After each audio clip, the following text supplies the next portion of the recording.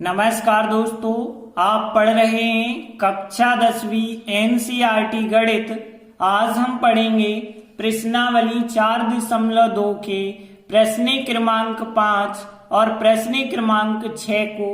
तो ध्यान से समझना। तो देखिए, प्रश्न 5 है, एक समकोण त्रिभुज की ऊंचाई आधार से 7 सेंटीमीटर कम है, कर्ण का मान 13 है, तो अन्य दो भुजाएं ज्ञात कीजिए। तो देखिए, एक समकोण त्रिभुज की बात हो रही है और आपको पता होगा समकोण त्रिभुज कैसा होता है। तो यहाँ पे ध्यान देना, मान के चलिए इस प्रकार से यहाँ पे हमारा एक समकोण त्रिभुज है। अब ध्यान देना, इसमें ये कहलाएगी ऊंचाई, ये आधार और ये कर्ण। कर्ण का मान तो 13 है। अब देखिए, यहाँ ऊंचाई जो है आधार से 7 कम है, मतलब आधार का मान यदि x ले लेते हैं तो ऊंचाई जो है आधार से 7 कम है, मतलब x - 7 होगी। तो देखिए, हमने लिखा, मान के चल रहे हैं समकोण त्रिभुज का आधार x सेंटीमीटर है, तो उसकी जो ऊंचाई होगी उससे 7 कम है। आधार से 7 कम मतलब x - 7 सेंटीमीटर हो जाएगी उसकी ऊंचाई।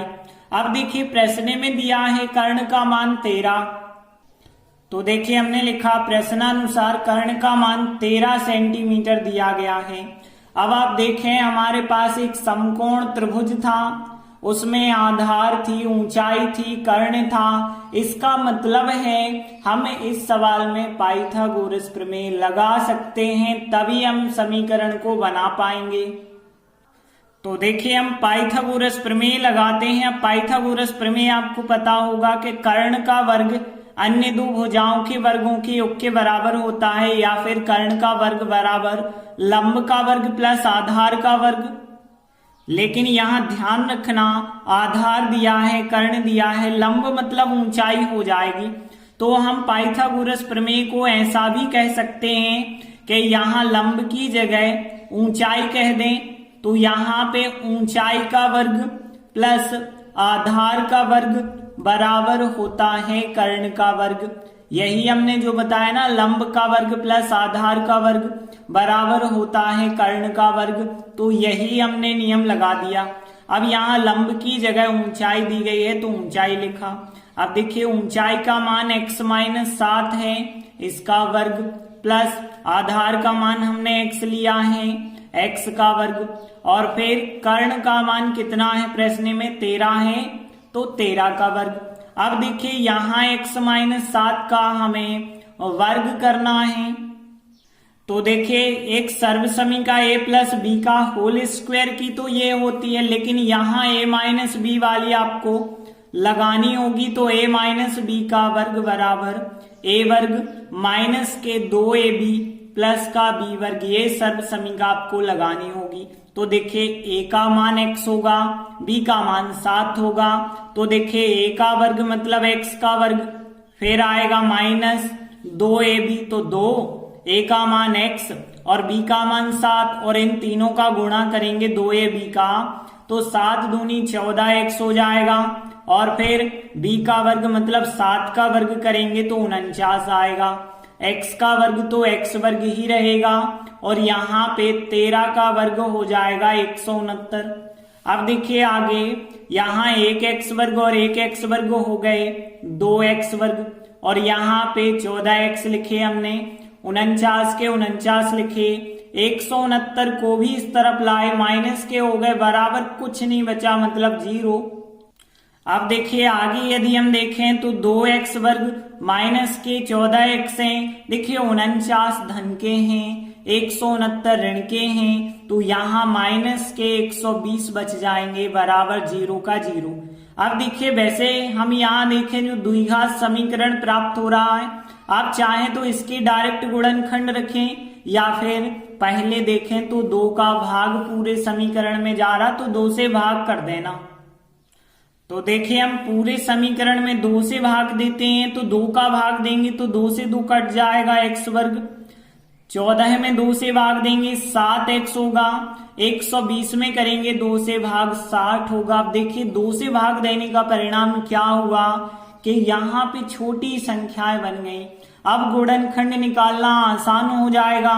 कैसे गुणनखंड निकालेंगे? जब भी 1 2 3 पद हो तो बीच का पद हम 2 भागों में तोड़ते हैं। अब कैसे तोड़ना होगा? देखिए यहाँ पे हम लास्ट की संख्या का गुणा शुरुआत से कर देते हैं। तो यहाँ 60 का गुणा 1 से किया तो 60 आएगा, लेकिन यहाँ माइनस का 60 आएगा। अब देखिए 60 के हमें ऐसे गुणनखंड लेने हैं कि यहाँ पे हमें 7 मिल जाएगा हटाने पे। तो देखिए आपको पता है 12 पंचे 60 होता है। यदि हम 12 में से 5 को घटाएंगे तो 7 बचा होगा कि नहीं बचा होगा। अब देखिए लेकिन माइनस का 7 चाहिए, तो माइनस की बड़ी कर लो और प्लस की छोटी कर दो। फिर अब देखिए आगे हम क्या करेंगे, एक्स वर्ग, इस 7x की जगह पे 12x और 5x लिखेंगे। माइनस के 12x और प्लस के 5x हमने लिखे। 60 के 60 लिखना और 0 का 0 लिखना। केवल बीच का पद इन 2 भागों में तोड़ देना।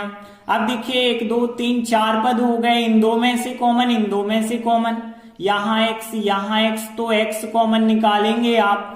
x वर्ग था, 1x कॉमन निकाला तो 1x तो यहाँ बच जाएगा।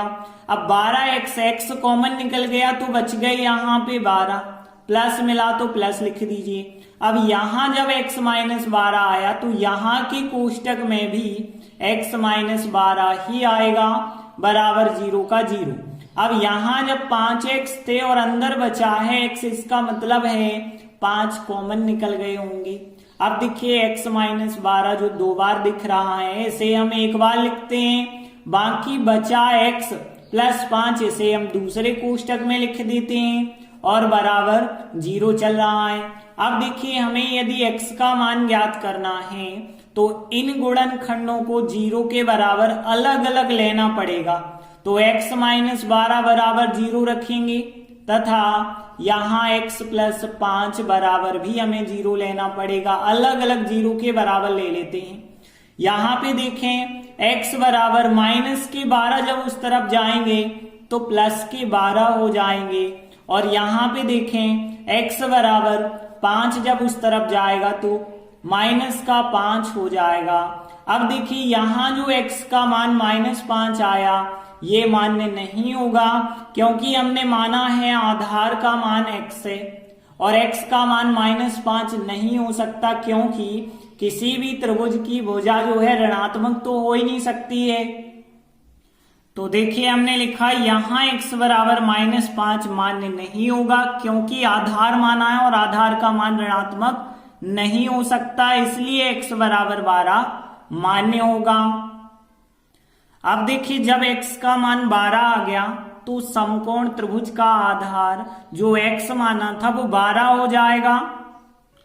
तो हम लिख देंगे अतः समकोण त्रिभुज का आधार x बराबर 12 सेंटीमीटर है। और यदि ऊंचाई की बात करें तो देखिए ऊंचाई x माइनस 7 हमने मानी थी, x की जगह 12 रख देना। 12 माइनस 7, 12 में से 7 घटाएंगे तो 5 सेंटीमीटर उसकी ऊंचाई हो जाएगी।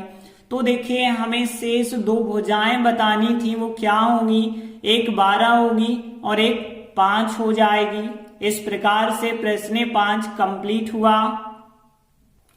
अगला 6वां सवाल है, एक कुटीर उद्योग एक दिन में कुछ बर्तनों का निर्माण करता है।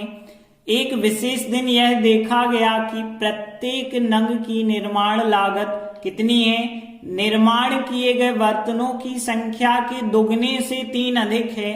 यदि उस दिन कुल निर्माण लागत 90 रुपए हो तो हमें बताना है निर्मित बर्तनों की संख्या क्या होगी और प्रत्येक नंग की लागत क्या होगी। तो देखिए हमें 2 चीजें बतानी हैं। जब भी हमें 2 चीजें बताना हो, एक तो हम x मान लेते हैं, लेकिन दूसरी चीज y नहीं मानना है। दूसरी चीज आपको सवाल को पढ़ के मानना है।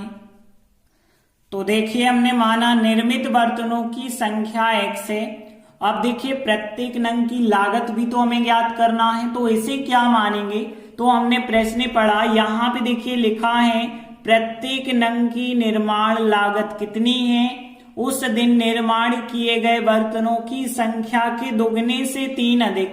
अब देखिए कितने बर्तनों की संख्या है x, x का हमें करना है दुगना और फिर 3 अधिक मतलब 3 जोड़ देना है। यही कहा गया है ना, जो बर्तनों की संख्या है उसका दुगना कर दीजिए और उससे भी 3 अधिक, तो दुगना मतलब 2x और 3 अधिक कर दिया है। अब हम प्रश्न आगे पढ़ेंगे। तो देखिए आगे हमने प्रश्न पढ़ा और क्या दिया गया है कि उस दिन कुल निर्माण लागत 90 रुपए है। अब देखिए कुल निर्माण लागत 90 है, तो समीकरण कैसे बनाएंगे?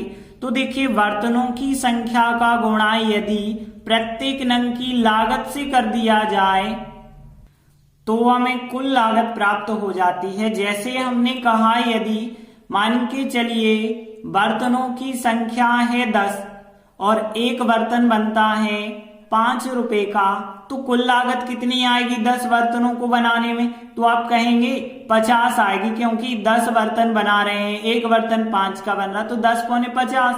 मतलब आपने सीधा क्या किया, बर्तनों की संख्या का गुणा एक बर्तन के लागत से कर दिया। तो यहाँ पे भी हमें यही करना है कि बर्तनों की संख्या का गुणा हमें प्रत्येक नंग की लागत से कर देना है और बराबर कुल कितने रुपए आ रहे हैं, 90 आ रहे हैं, तो 90 के बराबर लिखना x का गुणा 2x से करेंगे तो 2x वर्ग होगा, x का गुणा 3 से यदि हम करेंगे तो 3x होगा। 90 का 90 लिखा। अब देखिए सभी संख्याओं को हम एक तरफ पक्षांतर कर सकते हैं, तो 90 को हम इस तरफ ले आते हैं, माइनस का 90 हो गया बराबर 0। अब देखिए यहाँ पे किसी संख्या का भाग नहीं जा रहा, वरना हम भाग दे देते। अब हम गुणनखंड निकालेंगे, 1 2 3 पद हैं, बीच का पद हमें 2 भागों में तोड़ना होगा। तो देखिए हम 90 का गुणा 2 से करेंगे तो 90 दूनी 180। अब 180 यहाँ पे माइनस और प्लस का माइनस हुआ है, माइनस के 180 आए, इसका मतलब है कि घटाना होगा और घटाने पे हमें 3 लाना है। तो ऐसे गुणनखंड कौन कौन से होंगे? तो देखिए 15 12 में 180 होता है, 15 में से 12 घटा दें 3 बिल्कुल मिल जाएगा।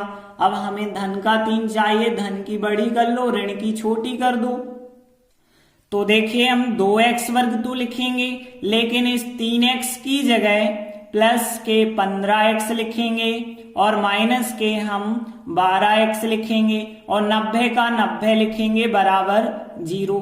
अब देखिए यहाँ 1 2 3 4 पद हो गए, 2 2 में से कॉमन निकालें। अब देखिए यहाँ पे 2x वर्ग प्लस 15x, यहाँ 2 है लेकिन यहाँ 15 है, इनमें कोई संख्या कॉमन नहीं है, लेकिन x यहाँ केवल x कॉमन हो जाएगा। तो देखिए 2 के तो 2 रहेंगे, x वर्ग था, एक x कॉमन निकाला, एक x बचा होगा, प्लस x कॉमन निकाला तो 15 यहाँ पे बच गए, माइनस चिन्ह। अब यहाँ 2x प्लस 15 आया, तो यहाँ भी तो हमें 2x प्लस 15 रखना पड़ेगा, 0 का 0 ही रखते हैं। अब यहाँ 12x थे लेकिन अंदर बचे 2x, तो कॉमन कितने निकले? तो देखिए 12 में 2 का भाग दें तो 6 बार जाता है, तो 6 कॉमन निकले होंगे। अब देखिए यहाँ पे 2x प्लस 15 2 कोष्टकों में है, इसे हम एक कोष्टक में लिख लेते हैं एक बार, और यहाँ बचा होगा जो x माइनस 6, इसे दूसरे कोष्टक में लिख लेते हैं बराबर 0 चल रहा है तो 0 लिख देना। अब देखिए हमें अलग अलग 0 के बराबर लेना पड़ेगा प्रत्येक गुणनखंड। तो हमने लिखा अब एक बार हम 2x प्लस 15 के बराबर 0 रखेंगे और दूसरी बार x माइनस 6 के बराबर 0 रखेंगे। अब x के मान ज्ञात करेंगे, तो देखिए यहाँ 2x बराबर 15 का पक्षांतर करना तो धन का था, ऋण का हो गया, और यहाँ x बराबर माइनस के 15 और 2 गुणा में थे बटे में आ गए, तो माइनस 15 बटे 2, और यहाँ x बराबर माइनस 6 उस तरफ गया तो प्लस का 6 हो गया। देखिए एक मान आया प्लस का और एक मान आया माइनस का, तो यहाँ x हमने मानी थी बर्तनों की संख्या, बर्तनों की संख्या ऋणात्मक नहीं हो सकती, इस वजह से x बराबर माइनस 15 बटे 2 मान्य नहीं होगा। तो देखिए यहाँ x बराबर -15/2 मान्य नहीं है, क्योंकि वर्तनों की संख्या ऋणात्मक नहीं हो सकती। फिर तो x बराबर 6 जो बचा है वही मान्य होगा। तो देखिए निर्मित वर्तनों की संख्या जो हमने x मानी थी वो हो जाएगी 6, और प्रत्येक नंग की लागत जो होगी वो 2x की जगह 6 रखना प्लस 3, मतलब 6 दूनी 12 और 3 15 हो जाएगी।